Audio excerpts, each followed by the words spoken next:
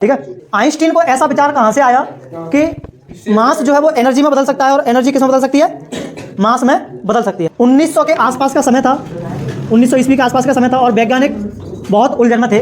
उलझन किस बात की थी? उलझन इस बात की थी कि ये जो सन है यानी कि सूरज है, 1900 के आसपास के समय है ना, सूर्य से लगातार एनर्जी निकल रही थी, लेकिन ये पता नहीं था किसी को कि एनर्जी इतनी बन कैसे रही है, तो आ कहां से रही है। और दूसरी बात, जो लाइट है, इससे जो लाइट निकल रही है वो लाइट का मास तो होता नहीं है, इसका मास नहीं होता है, यानी कि इसका द्रव्यमान नहीं होता है, फिर भी ये क्या डालता है, प्रभाव डालता है, यानी कि इफेक्ट डालता है। ऐसा क्यों?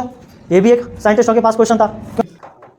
तब यहाँ से पहली बार क्वेश्चन उठता है कि ऊर्जा जो है, प्रकाश जो है, ऊर्जा जो है प्रभाव डाल सकती है, तो क्या ऊर्जा का द्रव्यमान से कोई संबंध हो सकता है?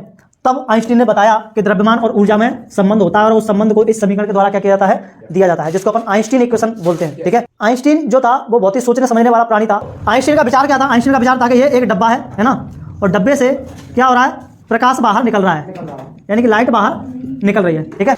तो ये ऊर्जा लेकर के जा रही है डब्बे से, है ना, ऊर्जा लेकर के जा रही है, तो क्या इसके डब्बे का जो वजन है ना, इसका जो मास है, क्या वो मास कम होगा? आइंस्टीन का मूल विचार ये था।